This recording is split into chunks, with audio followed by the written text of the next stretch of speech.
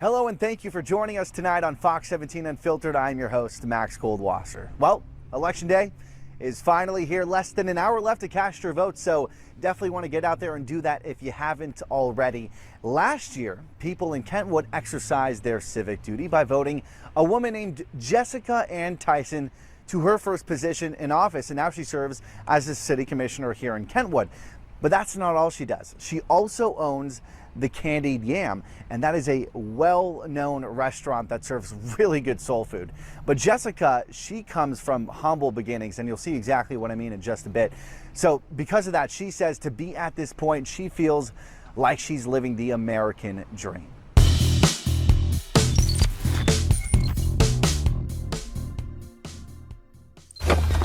Our stop today takes us to a restaurant on the edge of Southeast Grand Rapids called the Candied Yam, whose slogan promises delightful Southern cuisine and whose food backs it up. And you just want one perch and one mash? Feel the soul in the front and feel the heat in the back. You want a slice of the South, you come to the Candied Yam. How you doing? Where friendship and flavor It's so good. come together. But they're all fresh. But the comfort cuisine is only a part of the reason this place is so special, and let me tell you, it's pretty special. But the other part is this woman right here, the owner of this fantastic establishment, Jessica Ann Tyson. Thanks for letting us crash your kitchen today. Absolutely. Are you ready? I don't know. I hope I am. I'm super excited. In a bit, we are going to go back into the kitchen, get our hands dirty, make some food. But before we do that, before she shows me how things are done here at the Candied Yam, I want to show you what it's taken her to get to this point. Let's take things all the way back, because on your bio on the website, this place talks about having fresh ingredients. So one might assume that fresh ingredients have always been a big part of your life, but in your early years, fresh ingredients were the last things that you could get your hands on, weren't they? They were, Max. You know, the freshest ingredients, they were not coming to me. Jessica's biological mother battled addiction, making it impossible for her to take care of her children. And that forced Jessica to find food any way she could. And many times, that meant pulling from a trash can. And you don't know that it's abnormal because it's what you do. And so for a long time, until I was about 4, my twin sister and I, you know, we did the best we could. Yeah. And yeah. And I was going to say, fortunately, at least you weren't doing it alone, because you do have an identical twin sister. I do. I'm a twin myself, so that hits close to home for me. Boy, I'm fraternal, girl, though. fraternal. Okay, you have a girl or a boy? Boy. Okay, cool. Are you older or younger? I'm 3 minutes older. 3 minutes older? 3 I'm minutes. 1 minute older. I knew I liked her. But when did things start to shift and turn around for both of you?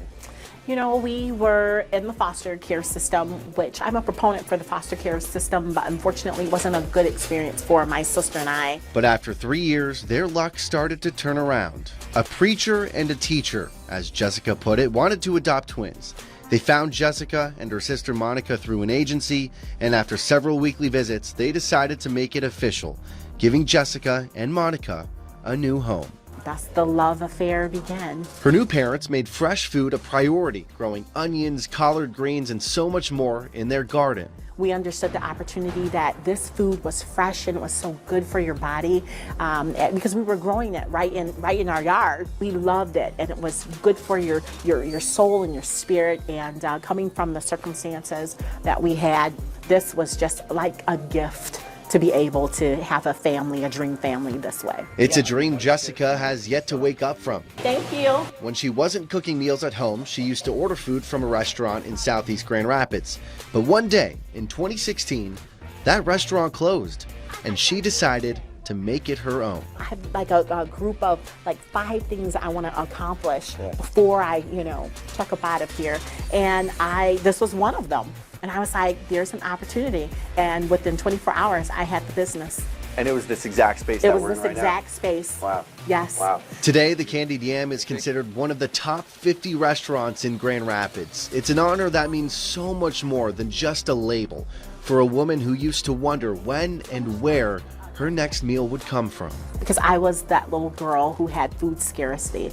I was the little girl who was looking for an opportunity to work as I got older. I was that little girl who wanted to have just a dream, the American dream, if you will, of having a place at the table, literally.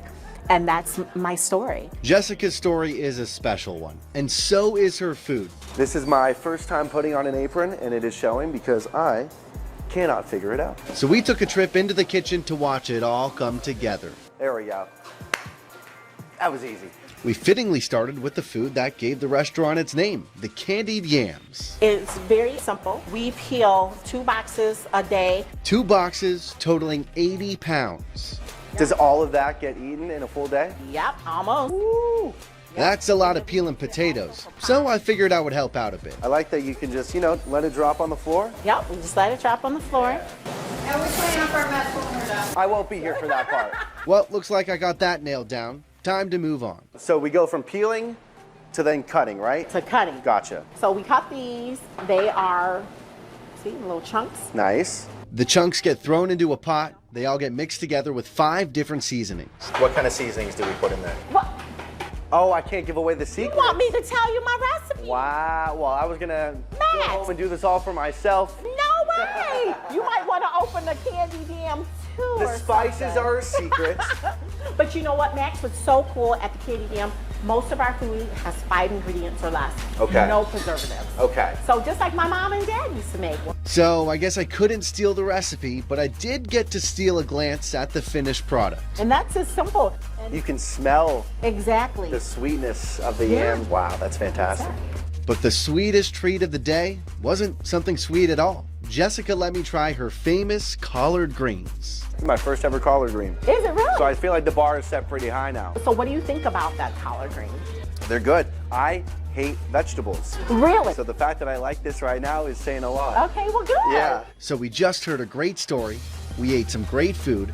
There was just one final order of business to take care of. Before we take off, here on Fox 17 Unfiltered, what I want to do with every one of my guests is take a Fox 17 selfie with this lovely little Polaroid. Awesome. So let's get in here and say Fox 17 Unfiltered on 3. 1, 2, 3. Fox 17 Unfiltered. Now that is a lovely picture, and that is a wrap on today. You got served.